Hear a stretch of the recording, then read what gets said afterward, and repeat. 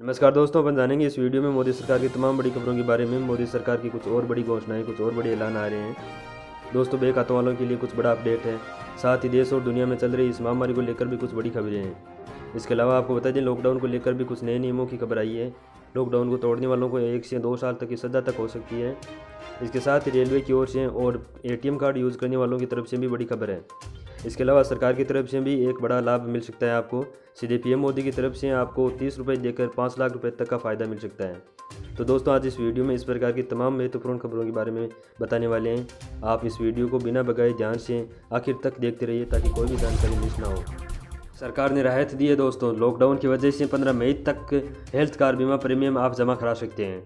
जी हाँ, आपने कोई इंश्योरेंस वगैरह पॉलिसी वगैरह ले रखी है तो आप मार्च अप्रैल की बकाया किस्तों को 15 मई तक जमा करा सकते हैं। LIC वगैरह किसी भी प्रकार की पॉलिसी है तो इस दौरान है तो आपसे फीस लगेगी और नहीं आपसे कोई पेनल्टी ली जाएगी। इसके साथ ही लॉकडाउन में स्कूल कॉलेज ज़बरदस्ती फीस भरने के लिए किसी भी स्टूडेंट पर दबाव नहीं डाल सकते। मानव संसाधन विकास मंत्रालय की तरफ से कॉलेजों को एक लेटर लिखकर दिया गया है जिसमें बताया गया है कि छात्रों को किसी प्रकार से फीस लेने के लिए तंग नहीं किया जाए। इसके अलावा पढ़ाने वाले शिक्षकों को भी समय पर सैलरी दी जाए। अगली बड़ी खबर है, SBI बैंक के ग्राहक दूसरे बैंक के ATM से भी 30 जून तक फ्री में निकाल सकेंगे कैश। बैंक के द्वारा किसी भी प्रकार का ATM चार्ज नहीं लिया जाएगा। इस प्रकार SBI ने 30 जून तक लगने वाले ATM सर्विस चार्ज को माफ़ करने का निर्णय किया है। यानी कि अब आप SBI ATM के द्वारा किसी भी ATM मशीन से SBI, PNB, बड़ौदा, यूको या प्राइवेट एक्सिस, येस बैंक किसी के भी ATM से पैसा निकालोगे तो आपको ATM सर्विस चार्ज नहीं देना होगा।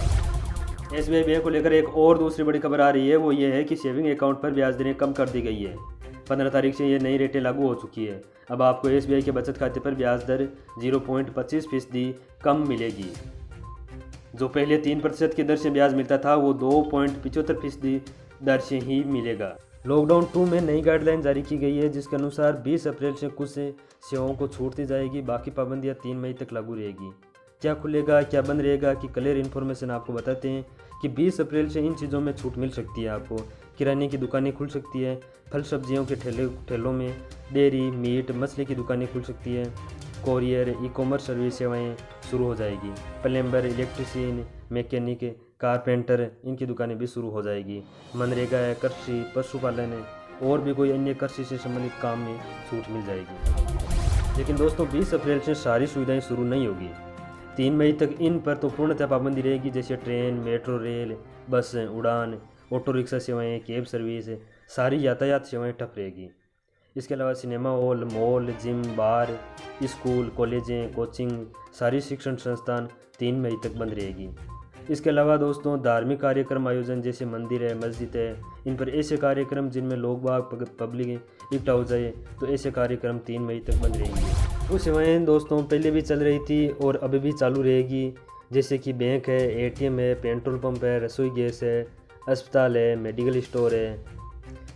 तो उम्मीद है दोस्तों अब आपको ये क्लियर हो गया है कि 20 अप्रैल के बाद कौन कौन सी सेवाएं देश भर में शुरू होने जा रही है और कौन कौन सी सेवाएं 3 मई तक पाबंदित रहेगी। लेकिन अब सवाल ये आता है कि आखिर 20 अप्रैल के बाद किन किन राज्यों में, किन किन ज़िलों में, किन किन शहरों में लॉकडाउन हट जाएगा या पाबंदियां कम हो जाएगी, यानी कि आंशिक रूप से लॉकडाउन हट जाएगा।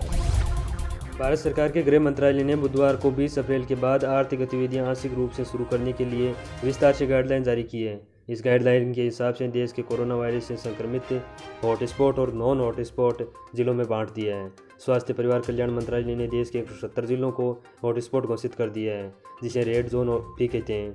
इन जिलों में कोविड-19 के संक्रमण के सबसे अधिक मामले सामने आए हैं। साथ ही अगला अपडेट आ रहा है कि 20 अप्रैल से खुल जाएगा ऑनलाइन मार्केट, जिससे खरीद सकते हैं मोबाइल फ़ोन, टीवी समेत कई सामान। जी हाँ, दरअसल बात यूँ है कि दोस्तों 20 तारीख से ही ऑनलाइन ई-कॉमर्स कंपनियाँ खुल जाएगी, जैसे अमेज़ॉन है, फ्लिपकार्ट है, स्नैपडील है वगैरह, जिसके बाद आप ऑनलाइन किसी भी तरह की चीज़ों के लिए घर से ही ऑर्डर दे पाएंगे, जिससे mobile phone, TV, fridge, laptop समेत कई सामान खरीद सकते हैं। इसके बाद दोस्तों बात करते हैं कि 20 अप्रैल से कौन कौन से राज्यों में, कौन कौन से ज़िलों में लॉकडाउन हटने की संभावना है।